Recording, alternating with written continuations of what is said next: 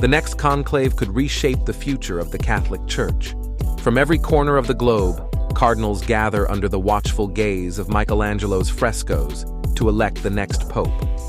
But who among them stands out as a possible successor to St. Peter? In this video, we'll explore the most likely papal contenders from each continent, leaders whose faith, charisma, and vision could define the Church in the years to come. Now let's take a look.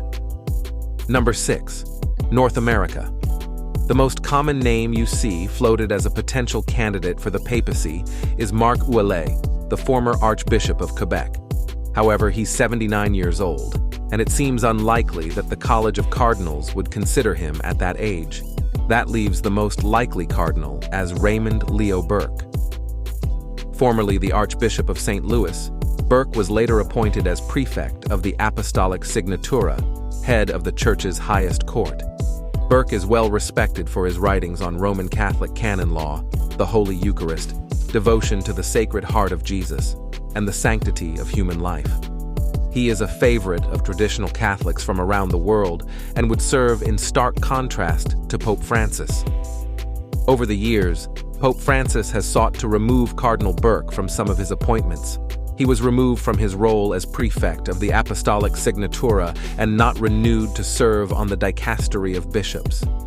Cardinal Burke was a name frequently floated in 2013 as a potential papal successor to Pope Benedict XVI. Today, the Catholic Herald calls him the dark horse in the running to succeed Pope Francis.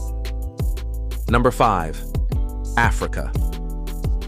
One name that's floated quite a bit, and a favorite of traditionalists, is Robert Serra. But, similar to Marc Ouellet, he is 79 years old and unlikely to be chosen by the College of Cardinals for this reason. It seems that the most likely candidate out of Africa would be Cardinal Peter Turkson. Formerly the Archbishop of Cape Coast, Turkson has been elevated within the Vatican by Pope Francis and would be seen as likely to emulate the style of Francis if elected as Pope.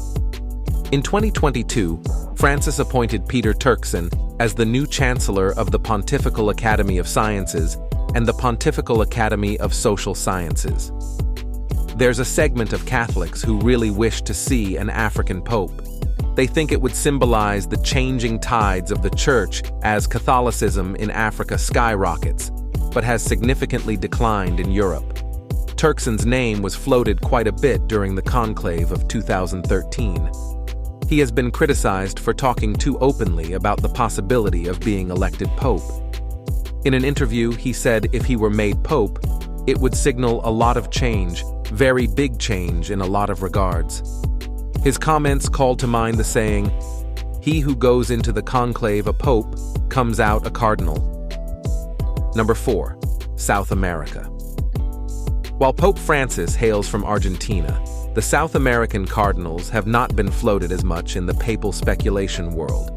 One name that has risen to the top is Odilo Scherer, the Archbishop of São Paulo in Brazil.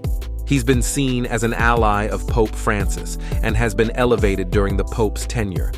In 2013, Francis named Scherer to the Congregation for Catholic Education. Then, when Scherer submitted his resignation as Archbishop as required when he turned 75, Pope Francis declined, asking him to remain for 2 more years.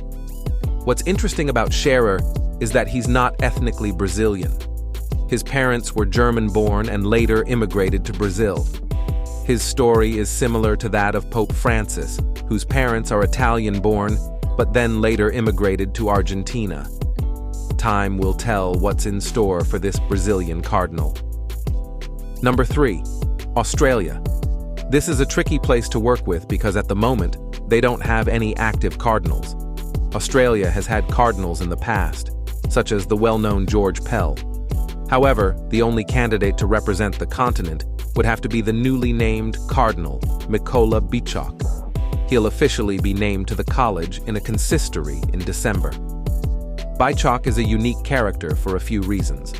First, he'll be the youngest cardinal in the college at 44 years of age. Second, he's a bishop in the Ukrainian Catholic Church, an Eastern rite that's in full communion with the Roman Catholic Church. And finally, he'll be the only cardinal representative out of Australia. It's clear that Pope Francis sees something in the young bishop, since his superior, Archbishop Sviatoslav Shevchuk, was passed up for the red hat. It's unclear how Bishop Bychok falls on the ideological spectrum within the church. There's still much to find out about him, but he has certainly made waves since his announcement earlier this month. Number 2, Asia. There's easily one name that comes to mind in this part of the world: Luis Antonio Tagle. Known affectionately in the Vatican as Cheeto, some also refer to him as Asian Francis. This is because a Tagle papacy would likely look very similar to that of Pope Francis. In fact, Francis has worked diligently to elevate Tagle wherever possible. Formerly the Archbishop of Manila, Tagle now dedicates all of his efforts to work at the Vatican. Since then, Pope Francis has named Tagle to more dicasteries and councils than it's possible to list here. The most prominent appointment was as prefect of the dicastery for evangelization.